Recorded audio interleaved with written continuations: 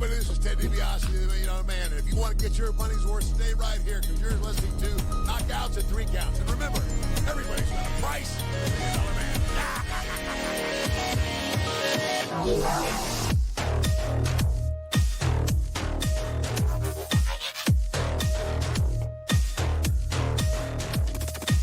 This is Don West here, and I'm telling you, Knockouts and 3 Counts is the podcast, baby. Make sure that's the one you check out, because, buddy, like me, they're the real deal, baby.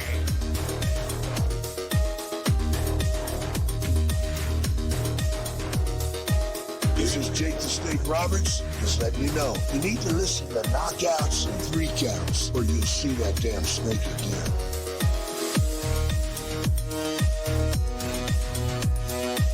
This is the Ring of Honor World Television Champion, a.k.a. Shane T, boy, the baddest champion you ever seen, boy. And you're listening to Knockouts and 3 Counts.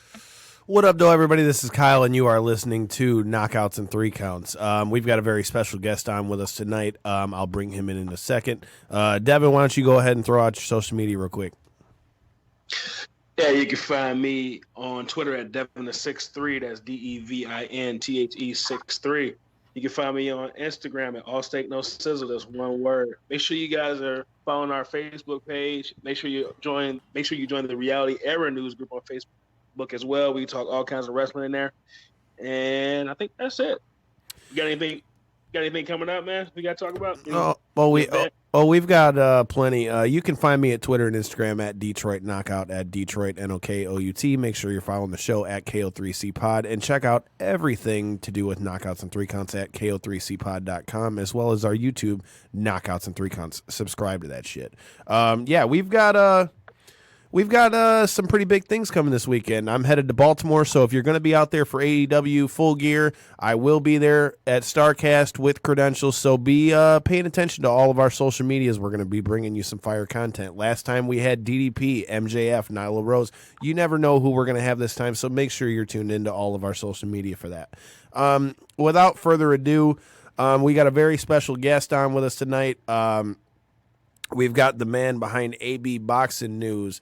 We got the homie AB we met in New York. How you doing, brother, man? Everything good, man. Pleasure to be in the show, man. And also, shout out to the Knockouts and 3 Counts podcast and the whole views out there, man. The fans, support the podcast, the channel, all the social media. Like, you guys are grinding, man. And it's just the beginning. Much appreciated, bro. Well, let's start there. So you and I met at WrestleCon in New York. Your channel is more based on boxing and things like that. You've brought on guys like Deontay Wilder and many more, just to name a few. Let everybody know, some of the names you've brought on and what inspired your channel in the first place. Just some of the names I've interviewed in the 2 years that I've been, in the YouTube game media. Canelo Alvarez, Deontay Wilder, Anthony Joshua, Andrew Ruiz. We had some couple greats, Juan Manuel Marquez, Julio Cesar. In wrestling terms, because I know there's a wrestling podcast, we had Kevin Nash, Eric Bischoff. I'm good friends with Enzo, Big Kaz. I did an interview with Finn Balor when he was at a press conference at Madison Square Garden to support one of these rising stars, Michael Collins. And we've done it all. Even celebrities. We've done Fat Joe. We've done A Boogie. We did a couple of names out there. So we're talking about events we got this weekend. You're not going to be there with us at StarCast because you've got another big event going on this weekend. Let everybody know where you're going to be at this weekend. Yes, I'm going to be November 9th. I'm going to be on KSI versus Logan Paul, the rematch. The first fight was a draw. The first time around, I was a little skeptic because me being a hardcore boxing fan, I felt like it was a disrespect to the sport of boxing because, nowadays it seems like a lot of these big-time stars are crossing over to boxing just to make a one-shot deal, just to make the profits and just leave the sport. But then when I heard about, the Zone and Eddie Hearn, who I know personally as well, decided to invest in this fight. And when I found out that they were actually going to fight with, no headgear, turn professional, and actually fight the ounces that they're supposed to, it changed my mind to be like, you know what? I actually respect them for doing that. Because, one thing is having gloves on and having a 16-ounce gloves, but to actually get there with no headgear and to actually train like a pro, I got to give these guys their props. And long term, I was looking at it like, you know what, this is a high risk, but if the zone able to capitalize it the way I hope they can, this could be a big payoff, and this might be beneficial to boxing. A transition to a new era for boxing. So, Devin, what are your thoughts on KSI versus Logan Paul? Well, I'm going to be honest with you. So, a friend of the show, guys that mentored me, the Corner Podcast, Andreas Hill and Kel Dansby. Andreas works for the Zone in the Sporting News. He's going to be covering this fight too. And I remember that when the first one came around, they were talking about this, and they basically weren't taking it seriously either. So I thought, first I didn't even know who these guys were, and for this to get a second fight, be on the Zone, I thought was crazy.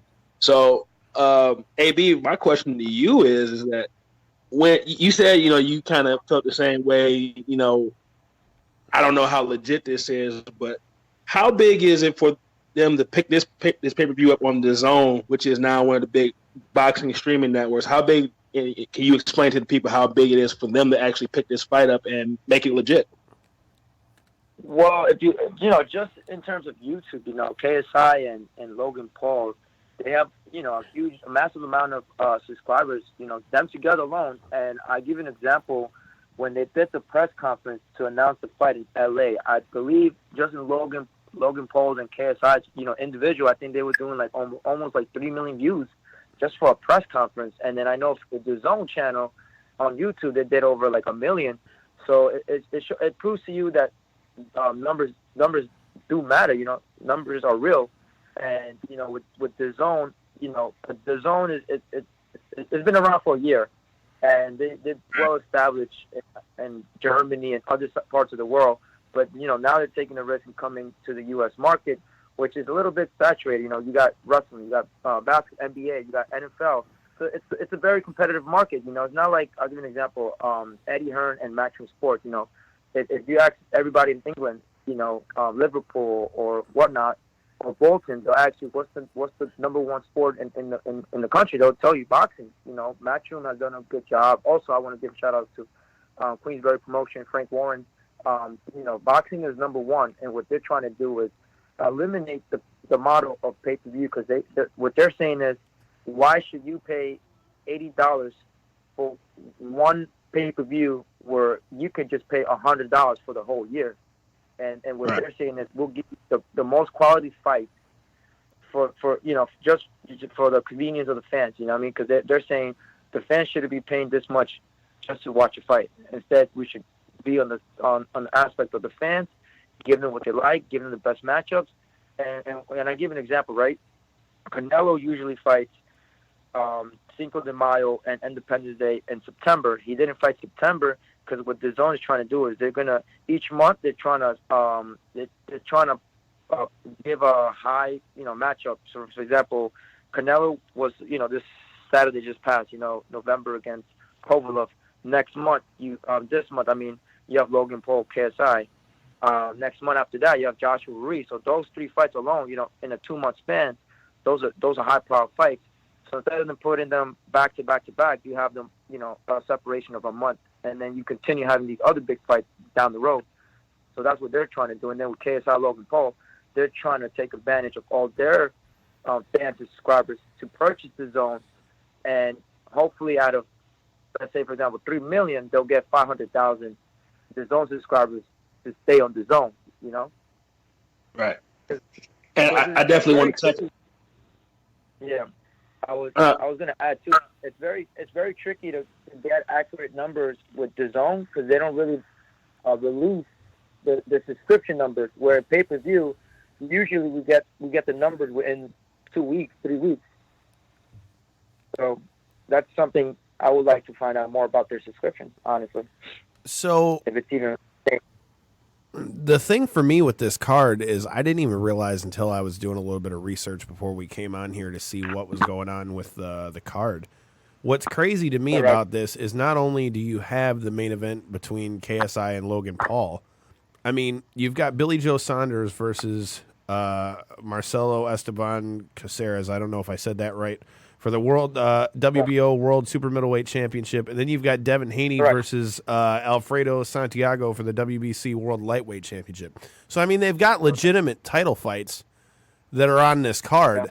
So that's what's wild to me, because that if that doesn't show you that, I mean, even if maybe the outside world doesn't take take this fight seriously, I mean, clearly somebody knows what the fuck is going on with this and sees the numbers that are coming with it. Correct. You know, I talked to Devin Haney, actually. I had one of my reporters talk to him this past weekend in Las Vegas. He had a you know, I guess, private workout. And he talked to him behind the closed door. He said, hey, you know, do you feel disrespected fighting on the undercard? And Devin was like, no, actually, I benefit. He's like, because, you know, of course I got my followers to do the hardcore and maybe some of the casual boxing fans in the world. But he's like, why wouldn't I take advantage of getting some of their fans? He's like, as long as I perform in a spectacular fashion and do not bore the crowd, then it's going to benefit his side. And, you know, like, I mean, I can only speak for Devin. I don't know about, you know, the other fighters. I know I have two of my guys, actually. They're from, one is from Staten Island, the other is from Brooklyn, but we're under the same stable, Rashad Mahdi, Nikita Bobby, and also another good friend of mine that's in the card is going to be Diego Pacheco. He's from California. They're really pumped up. They're excited, you know what I mean, because they're following. I'll tell you this much. I was talking to Rashad the other day because his following is over, like, I think 25,000 followers on Instagram. And I told him, if you perform the way you're supposed to perform and you get the job done and you impress the audience, watch your 25,000 turn into 35,000 the next day. But we're going to see. This is the beauty about social media nowadays and, you know, boxing and entertainment overall. Perfect example of that is one of our past guests of the show is actually fighting on the undercard of that. He's actually a pro MMA fighter, Josh Bruckner, but him and his girlfriend have a very successful YouTube channel. They do vlogs and things like that of them traveling all over the place.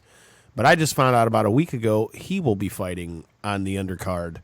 I don't know necessarily who he's fighting yet because last I knew it was still to be determined. But, I mean, it's wild, bro, that this is blown up into what it is because, I mean, I'll be honest with you. When I first heard about the card, I'm like, really? There's all this hype over a couple of YouTube kids that are going to fight. And, I mean, that's not a disrespect to them because from what I've seen, they're clearly putting in the work. But, I mean, just off rip, I'm like, really? All this shit? And at Staples Center of no less for a couple of YouTube kids. If that doesn't show you, like, the power of what YouTube can do, I mean, I don't really know what will. Correct. What do you expect? What do you expect out of that fight? I mean, do you think they're going to just get in there and throw, or do you think there's going to be any, like, real skill to it? I mean, just analyzing the first fight, I mean, I just felt KSI was more of a boxer, and I think Logan Paul was more of the I'm here to knock you out. And sometimes when you have that fighter mentality where you just want to slug it out, but keep in mind, he's never fought, you know, he didn't have any amateur experience like that, you know, to have, like, let's say 150 fights, 200 fights, but, you know, he's, like, freshly green, and for him to go for the knockout, it paid a price for him. And there was a couple rounds where, you know, it showed that he gassed out, and KSI was landing some good shots. But, you know, it was an even fight. You know what I mean? So going into this fight, you know, hopefully they fix their mistakes and you know, make it even exciting fight. I do expect a knockout in this fight. I strongly feel like there's going to be a knockout in this fight. Maybe no less than 8 rounds, to be honest. All right, so who's going to win? Yeah. What were you saying? I was going to say, all right, then who's going to win? To be honest, I'll give you an honest opinion. I usually determine who wins the day of the weigh-ins because I always like to read body language and I like to see what's their weight and just how they are in terms of personality. If they're the same level that they were during press conference or they feel like anxious. So, you know, for me, I usually make my pick on weigh-ins. So weigh-ins will be Friday, I think, around 12 p.m., I think, Pacific time. So, yeah. Devin, you got any thoughts on the fight and who you've got as a winner or anything? As far as predictions, not really, but I wanted to ask more of a general question. Like our show is wrestling and MMA, really combat sports in general. And I want to say about maybe 2-3 years ago, there was kind of this debate going on about which sport was, hotter, either MMA or boxing. And I would say maybe 2-3 years ago, I would have said MMA. But to me, it seems like over the past year or two, boxing has made like this great comeback with guys like Canelo Alvarez. The heavyweight division is on fire right now with Ruiz and Joshua. So your thoughts on MMA versus boxing and where boxing is right now and where you see it going in the future? I think, honestly, I'll be honest with you. I don't want to say I'm a hardcore MMA UFC fan, but I will say that the success of MMA and UFC or whatnot, Bellator MMA or whatnot, I think their success is more like they don't wait to marinate a fight, So, in other words, for example, Dana White would be like, if you're ranked number 1 and this person's number 2, you guys are going to go at it no matter what. Okay, if you beat this person, you're going to fight number 3. So I think the structure that they've been doing it has been very well. I think the rankings is pretty precise from what I know. And I think when the fight needs to happen and it's like an even fight, I think that's why it's been able to transition to a rapid growth. For what I know, 25 years, 30 years that's been around. I'm giving an example, might be wrong. And with boxing, it's nowadays, from my experience and knowing fighters, sometimes boxing has become, if you got an O, you're marketable. But once you have a loss, you take like 5 steps back, In some cases, There's some fighters that overcome that and they end up making the money. I'll give an example. Canelo, like you said Canelo, right? He fought Floyd Mayweather 2014. I believe he was like 22, 23. And, he took a L, right? He first loss.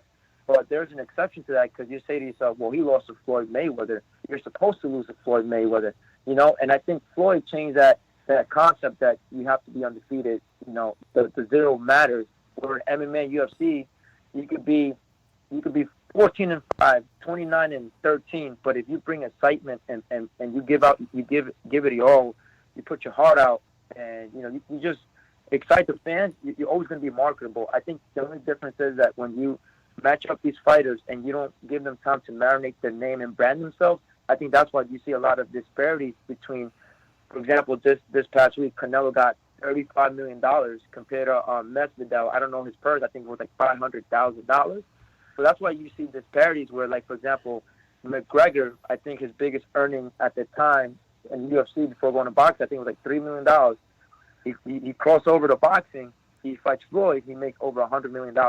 So I think that's the disparity between MMA and boxing. Boxing is, slowly but surely coming back to the golden age of boxing. The best want to fight the best.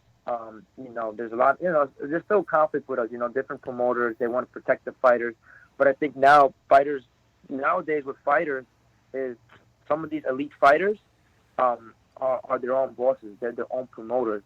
Like before, there was only 2 promoters in the game, and they will control your every move. But now it's like, I'll give you an example. Devin Haney, he has DHP Promotions. The Charlo brothers, they have Lions Only Promotions. And then you got Deontay Wilder, Bomb Squad Promotions.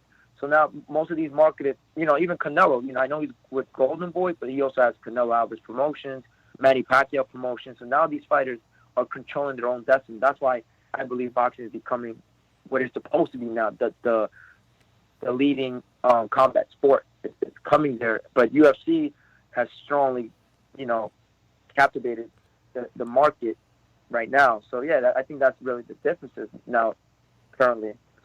I mean, you touched on a thing that we've talked about a lot here on the show, in the discrepancy in what some guys are getting paid.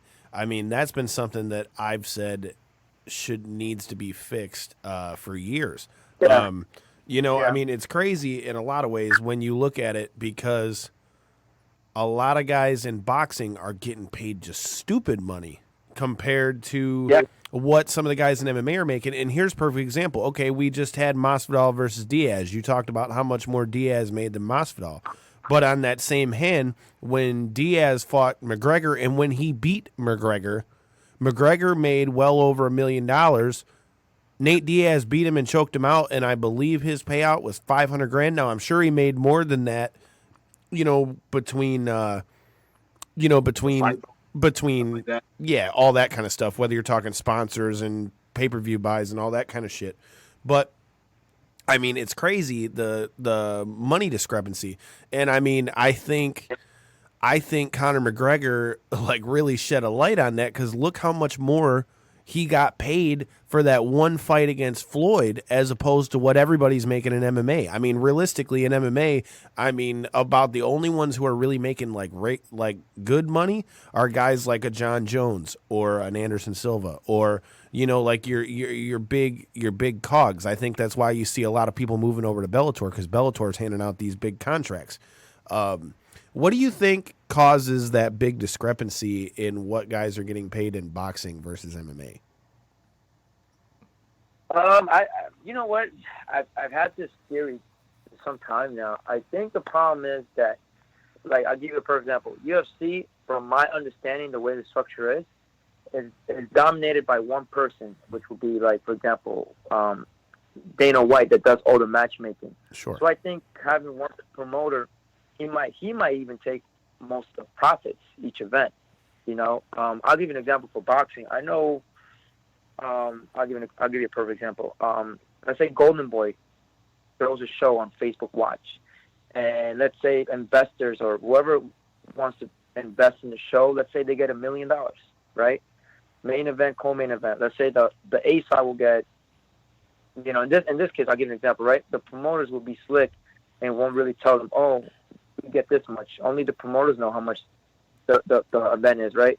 So an A side on a Facebook Watch will probably get, I want to say $110K. The B side will probably get $50K. So imagine if they're the two that are making more money because they're main event. Imagine what the lower card is making. So let's say Golden Boy only spends $450,000 on that event, and the rest, because all these fighters are not knowledgeable, or some of them probably are. They will profit off that and they'll keep it for themselves. And that's just I think what happens in UFC. Sometimes some fighters don't know how an event really is.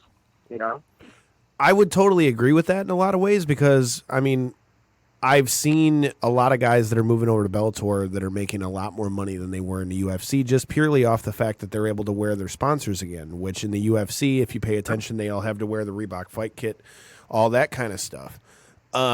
My question to you is, so we talked about Conor making the jump to boxing. Tell me what your thoughts are on some of these boxing guys now following into what Ronda Rousey tried to do with the UFC or with WWE. I mean, we just saw Tyson Fury over at I won't call it what I was going to call it, but WWE Crown Jewel. As well as yeah, he beat me to it. But yeah, you had Tyson Fury and Cain Velasquez, who are both a current champion and the former heavyweight champion for the UFC, making their jump to WWE. First of all, what were your thoughts on it, and what do you think about them making that, that cross promotion? I mean, personally, I've seen Fury a couple of times. I interviewed a couple of times. I seen that coming, honestly, because just kind of understanding what he came through. Because when he became undisputed heavyweight champion, sometimes in life when we have everything, sometimes it's not that we lose motivation, but in our head is what's next?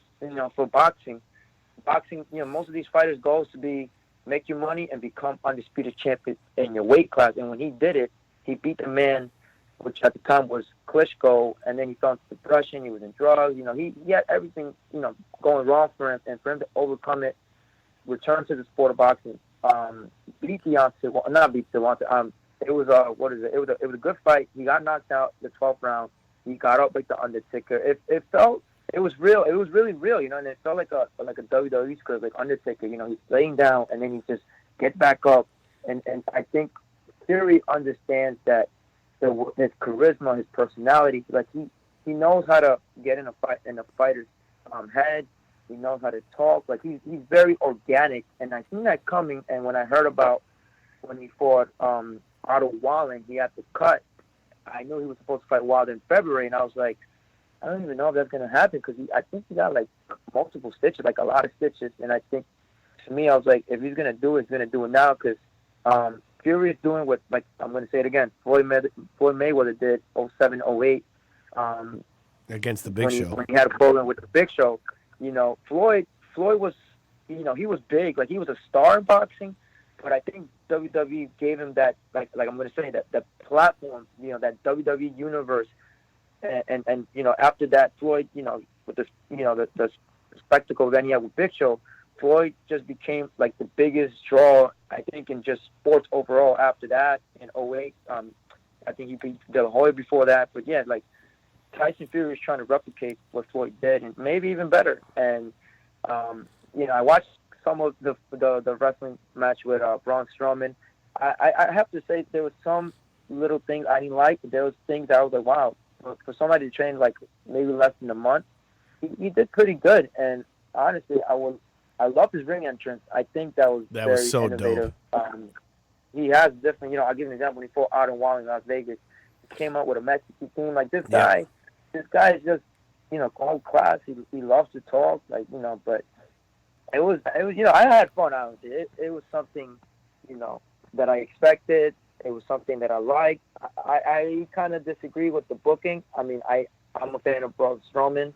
I think, like, WWE just buried the guy, man. Like, he was red hot, and then, I don't know. You're not the only one. Bad book. And, you know, but I'm excited for Fury, you know, and there's a lot of boxers that I really think could cross over to WWE. And then in terms of Cain Velasquez and Brock Lesnar, I was like, you know, 50-50. I just didn't like the way they kind of betrayed Cain Velasquez. Cain Velasquez is like, to me, is one of the maybe his first big fights where I was excited to see, you know, for me to order pay-per-view when he beat Brock. And from, you know, that's my image of Cain. You know, he's a warrior. You know, even if he's losing, he'll come to fight. And, you know, when he fought Brock Lesnar, like, you know, it was okay. Like, I've seen some spots where he did well, but I just felt like he lost some prestige, you know. And not to say that he lost prestige in UFC, it's just like the name, you know. But I understand that WWE is trying to build up Brock Lesnar again as the beast, you know, like what they did when Brock Lesnar beat The Undertaker at WrestleMania. Like, I get that aspect, but, you know, I just felt like it could have been done differently. But, you know, so it's wrestling. Yeah. I thought that too, but I found out after the fight that they're saying that Cain very well tore his knee. So if that happened, that explains the quick finish. Because I'll be honest with you, I told Devin as soon as I watched it, I was mad as shit at the way they did Cain, because there's a lot of people that, again, if you follow the Reality Era News wrestling group where we all talk trash about wrestling, you know, I mean, a lot of people in there are like, well, you know, Cain being in MMA and being the one that beat up Brock in the UFC doesn't really matter to me. But here's the thing. I mean, let's face it. Whether wrestling fans maybe watched MMA or knew much about it, WWE knew what they were doing, because they kept plugging the fact that Cain beat the hell out of Brock, and that's a fact. I think they did a good job of building it. I mean, if his knee really is busted, it makes sense on the short finish. But at the same time, man, I agree with you in the same sense, especially if you're going to build Cain the way you did, talking about how, you know, Cain's the one that beat Brock and, you know, he's the one that ended his reign and all that. To have him just come in there and lose in 2 minutes, to me, I wasn't such a big fan of that. As far as Fury goes, I think his entrance was awesome. I thought it was very smart of him to come out in the Saudi Arabia Guard. Sorry for the name. I don't know what you call that. But, you know, the entrance itself was dope. And especially, I'm shocked you didn't mention it. So you mentioned how he sat up like The Undertaker against Wilder. He did that in the match against Braun Strowman. So it's clear where Fury gets some of his influence from. Yeah. I mean, like you brought it up, you know, what he did it in the match, but I think that it was, you know, WWE is it's you know, right, pre-performance and it's scripted, but with the fight with Wilder, it was like, I couldn't even believe it. I was like, I was shocked. everybody was looking at me like, did you see that? I was like, oh, whoa. Like, I thought he was out. Like, I thought he was dead. And then I'm like, whoa. Like, and he went viral. Like, I remember they even did, like, the little bit of the Sting with the Undertaker and a little Bray Wyatt, and they mixed it all. I was like, yo, that's, like, in my head, I'm like, that's insane. But I'll give you a heads up. Fury also did the Saudi Arabia, because as you know, Anthony Joshua versus Andrew Reid is, the rematch, the Battle of the Dunes, I think it's called. It's going to be for the heavyweight titles. It's going to be in December 7th in Saudi Arabia. And knowing Fury, he's testing that market because he wants to bring prestige to his name. So when he fights, let's say, maybe a Wilder, who knows? Knowing boxing nowadays that they're trying to hit all markets, he might fight Wilder in Saudi Arabia. So he's well planned. He's well prepared. And I wouldn't be surprised if he says, yo, my next fight with Wilder is in Saudi Arabia. And he already got the fast track to that, because then people already recognize, oh, yeah, that's the guy that, fought Braun Strowman in WWE. Now he's coming here, the lineal heavyweight champion. So, he planned this, and it's well executed, I think, on Tyson Fury's. So good segue there. You're talking about Fury kind of building himself a little bit of a rapport with the people over there in Saudi Arabia. If you're looking to build a house, man, check out the homies at Stransky & Company. They're a top-producing real estate team that specializes in individual strategy, over-the-top service, and continued success for their clients. They're the real estate easy button. If you're looking to buy, sell, or invest, call them at 248-563-9449 or email them at admin@stranskyandcompany.com. Follow them on Instagram and Facebook at Stransky & Company. Like I said, man, if you follow our social media, man, they just put out a new listing in Berkeley. They're putting out quality work, man. I'm not just plugging them because they're part of the show. If you're looking for a house, hit up Matt Stransky. Hey, Kyle, I just want to say, brother, that was a great transition, man. That was man, A1. I try. But now that we've gotten Crown Jewel out of the way, we've touched a little bit on your ties to wrestling. How long have you been a wrestling fan? What was it that got you into it? And what are your thoughts on the current landscape right now? Oh, man. Okay, so I was born in 95, and I recall my family were huge WCW fans. The one that really hits me would be, like, I'll be honest, my favorite wrestler is Goldberg. Like, just the way he was, the way he presented himself, his theme song, the pyro, the spear, the jackhammer. I was a fan of Sting, DDP, NWO, LWO. I was a big fan of the cruiserweights too. I remember when Eddie Guerrero, Chris Jericho, Rey Mysterio, Dean Malenko would do, like, the high flying moves. I always try to replicate it. And I was probably like 2, 3, 4, 5, and and I remember from WWE also. I think from, like, the Ruthless Aggression era, I remember the likes of Batista, John Cena, Triple H, Shawn Michaels, and I still watch WWE from here and there. Right now with the product, I'm like, up and down. But most of them disappointed lately, because I think most of us. I think what makes that, I think the problem is that if you look at the 90s, right, what hooked me to watch TV all night was, I prefer WCW at the time in the late 90s, but here and there, I would tune in to WWF at the time, where they were building up momentum, and their program was better, their storyline was better. So it made me be like, oh, well, this show was actually better than WCW. So it made me tune in that one. So I think what happened was, after the collapse of WCW, you had this Dragonaut, like we're talking about boxing UFC. You had the WWE, the Supreme, the Dictator, whatnot. And when you don't have no competition, you say to yourself, oh, well, we got nobody that gives us a threat. We just throw whatever, is in our minds. And I think that the years that are catching up to them, they got away with it with a certain amount of time, where now, for example, I'll give you an example. TNA, I used to be a big fan of TNA the first, from 02 to maybe like 08, 07. And then I think TNA was trying to be like the next WWE .2. That's when I was like, I'm not doing TNA no more. There's a lot of good indies. You got ROH. You got, I like New Japan. Evolve, and all these other wrestling promotions. But I don't think they have that platform like WWE has, So, like I said, I've been disappointed with WWE. I think the problem is when fans are cheering for somebody they want and WWE gives them somebody else, like, for me, it's like a spit in my face because it's like, why are you doing this to us? We're the ones that purchase tickets. You know, we go to the arenas to see these guys, and for you guys to just book whatever you want, you know, there's like, you know, loss in trust. And now that you're talking about this wrestling, you know, I watch AEW. The first, was it 3 episodes? No, is it 4 now? Tomorrow's going to 5. Yeah. And I'll tell you what, I think AEW provides me what I always like, just pure wrestling.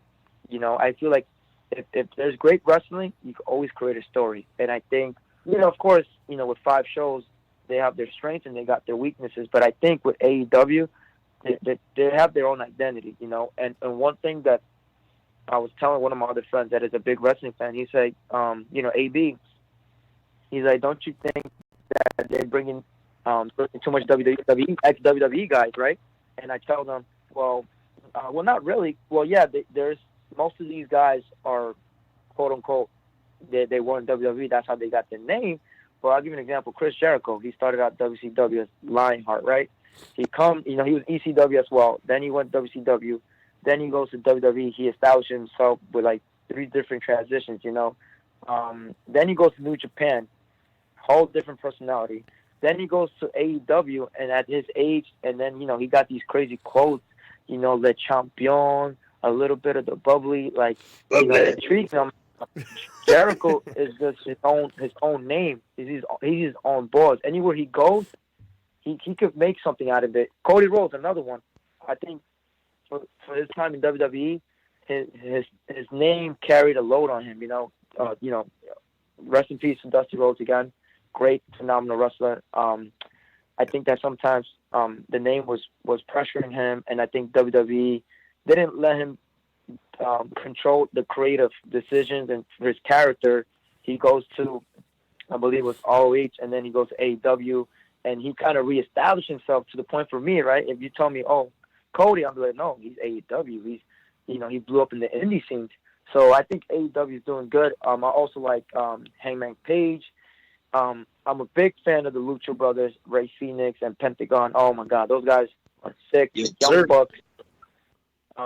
Christopher Daniels. I mean, I don't know if he's wrestled actually. I think, he has. You know what else? You know, Kazarian. Yeah, what is it? SCU. Yes. And also, what I was going to tell you, what surprises me the most, and I really like, is the booking. Like, I thought the Lucha Brothers was going to win, and now I'm like, what? I'm like, I thought but that's good though. Sometimes the unexpected is what makes you want to tune in the following week. How about Private Party beating the Bucks? Yeah. That's a lot of, and I just add on this one real quick. And also, what I like is, like, most of these established stars in AEW, like, for example, the Young Bucks, Cody, Kenny Omega, for them to take a step back, 3 steps back, and to let these younger wrestlers, or, you know, maybe fans are not aware of their name yet, for them to, like, you know, get pinned or submit, and to let these other guys flourish. That's what I like about these guys. They don't really care about, you know, oh, win. Like, they don't mind taking a couple losses to establish these next stars. And that's what I think makes me appreciate AEW at the moment. You know, it might change, it might not, but, you know, for now, they're being their own selves. They're you know, they're doing great promotions. I see it all the time when I watch NBA on TNT. They talk about AEW. Chris Jericho is doing great with his Instagram, you know, doing these crazy segments, you know, of wrestling. So, you know, like I said, I really like the show, and I hope they continue the success, because, you know, they continue to do what they're doing. You know, WWE is in real big trouble. I think they're in trouble now, but they're really going to feel it. So now that I know you've been watching enough of the show, why don't we do a pick 'em? We'll just do them off the big matches that we've already got out there. Since you were just talking about Jericho, tell me your thoughts on Jericho versus Cody, and who do you got? Jericho versus Cody. I think in this one, I think you have to build prestige in that title, you know, because too many title switches in a short period of time, it might harm the title's prestige, especially because it's relatively new. So I think just based on that aspect, and I think Jericho has been carrying most of the load right now in terms of just main eventing, defending the title. I just have Jericho. I just have him winning, and I think he'll probably be champion for maybe in the next another 3-4 months. I really like the inner circle. Cody, I don't know. I just feel like Cody might just fight Jericho, but there might be a distraction. He might just have another big program after that fight. So that's why I see Jericho just successfully defending that title. So I have Jericho winning. All right, Devin, who you got? Couldn't have said it better myself. Jericho keeps it. You want to, build that title up. I say Jericho wins. All right. So part of me wants to say Cody's going to win this, but okay, and Kyle just chimed in. Kyle's also going with Jericho as well. I think Jericho is going to win. I think if this was a little bit farther down the road, you'd see Cody win. But the thing that I've liked most about this match is one of my only criticisms to AEW so far is that I love the fact that there's been so much more wrestling. I definitely think that it's much needed. But as Devin and I have talked about, and if you check out our past episodes, which you can find anywhere you find your podcast or YouTube, I was a little bit critical of the story building that they were doing because they had great matches, but they didn't do such a good job at first of, explaining why these guys were fighting each other. Why did they want, why was it? Was it just the title or was there an actual beef? I think what they did last week with them fighting in the suite and having them fight all through the crowd and out in the concourse and all that, and then to, let that bleed over into being the elite, and Sammy Guevara had that as part of his vlog and the way they jumped his brother Dustin and smashed his arm. Now you're getting to the complete, the complete product. Now you're getting to where now you're explaining why these dudes want to fight. And don't get me wrong, at the end of the day, the match is what matters, but you have to perfect example with it being Cody Rhodes that we're talking about. Cody Rhodes' dad, although he was a great wrestler, he could talk you into the seats. Just by what he would say, he'd make you want to either see him get his ass whooped when he was with the cowboy Dick Murdoch, rest in peace, or when he was the American Dream, you wanted to see him overcome, the dastardly Ric Flair. So, I mean, that to me would be the biggest thing that I want to see. But again, like with what you were talking about with SCU and things of that nature, I mean, I'll be honest, I really didn't think they were going to win. I thought the Lucha Brothers were going to win when it went down that way. But you know what? The way they did it, and especially with them having Chris Daniels get taken out like that, again, good storytelling. The next big match we got, you mentioned another guy that you're a fan of. You've got Hangman Page and Pac are going to run it back. What are your thoughts on that match?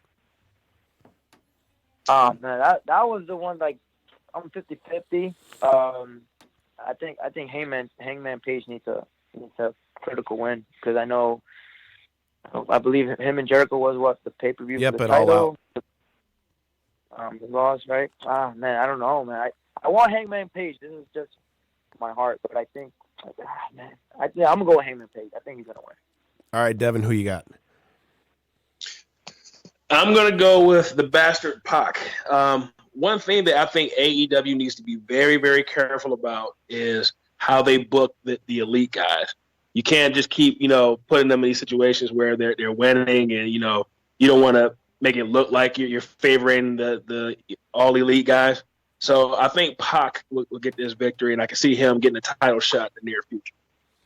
I will say, just to play devil's advocate, man, I mean, I totally agree with that, and I think that that's why it's a great thing that the Bucks lost to Private Party, because, I mean, I sure as fuck didn't see that happening.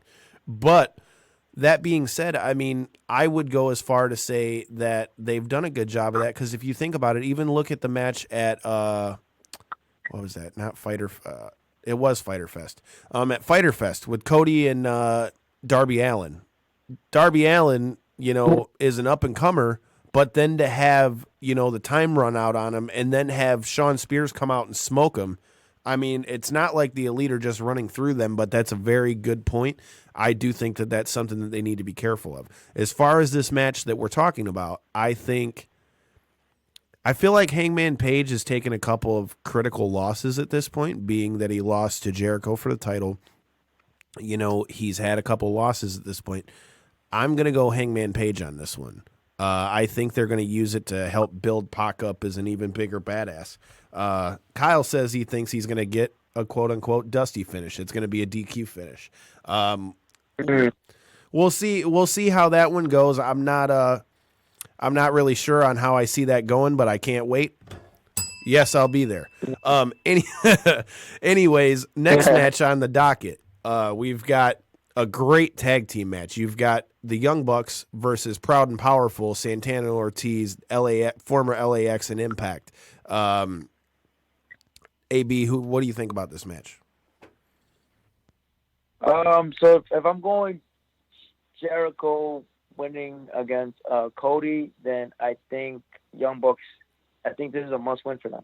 I don't think having all of the members of Inner Circle winning in one pay-per-view, I mean, it's possible, but I see Young Bucks winning this one. All right, Devin, I guess Randy's telling us we're getting close, so give me your picks. Yeah, I'm going to go with the Bucks with a little bit of help from the Rock and Roll Express. I have no problem with that. Past guest of the show, Ricky Morton, just for the record, Hall of Famer and all that good jazz. Anyways, the last match we should talk about, if we're going to talk about any, you've got, finally it's going to happen since we know that Moxley had the staph infection at All Out or whatever it was with his elbow. It's going to be him versus Kenny Omega. Who do you guys got and why, quickly? I'll make it quick. I think Jon Moxley wins this one. Moxley. Okay. Yeah, I say Moxley mainly because it's a lights out match. The win or loss really doesn't matter. So I say Moxley get it. All right. I think Moxley's going to win, but judging by what they've been doing on TV, and, you know, if you noticed on TV last week, they were really harping on the fact that they wanted to do it unsanctioned, and you saw Moxley go into Tony Khan's office. I think since it's a quote-unquote lights-out match, I feel like there's going to be some kind of fuckery. Moxley will win, but I could see it being something to where maybe it doesn't get seen on the not seen on the pay-per-view, but since it's a quote-unquote lights-out match, I feel like there's going to be some kind of fucked-up finish to where Moxley might win, but it'll still give some shine to Kenny, which I think is further going to push into, if you've noticed, it looks like he's kind of going back to that cleaner role. So I feel like there's going to be some fuckery in the finish, but I'm going to go with Moxley on that one. Kyle says he's got Proud and Powerful in the other one, and he told Kev to take some notes. You've heard our picks on damn, I almost called it All Out. I meant Full Gear. Here's our thoughts on Full Gear, KSI, Logan Paul, boxing as a whole. Make sure you're following the homie AB Boxing News on YouTube. Let them know where they can find you real quick, and then we'll throw our social medias and get out of here. Yeah, so you guys can follow me on YouTube and Twitter. It's AB Boxing News, ABBOXINGNEWS. And then my Instagram is AB Boxing GN, so I'm going to spell it out. It's ABBOXINGGN, and that's all on social media. Devin? You can find me on Twitter at Devin63. That's DEVINTHE63. You can find me on Instagram at All Steak No Sizzle. It's one word. And make sure you join the Reality Era News group on Facebook. You can find me on Twitter and Instagram at Detroit Knockout, Detroit NOKOUT. Make sure you're following the show, Knockouts and 3 Counts podcast, all that good stuff. You can find all of our social medias, everybody's stuff at KO3CPod.com. And if you're going to be in Baltimore, at Full Gear, at StarCast, any of that, make sure you check us out. I will be there. I rang the bell just for you, Devin. We'll be there. And stay tuned to our social media. I'm going to have some real fire content for you guys coming. In the meantime and in between time, peace. Kyle, real quick, if I could add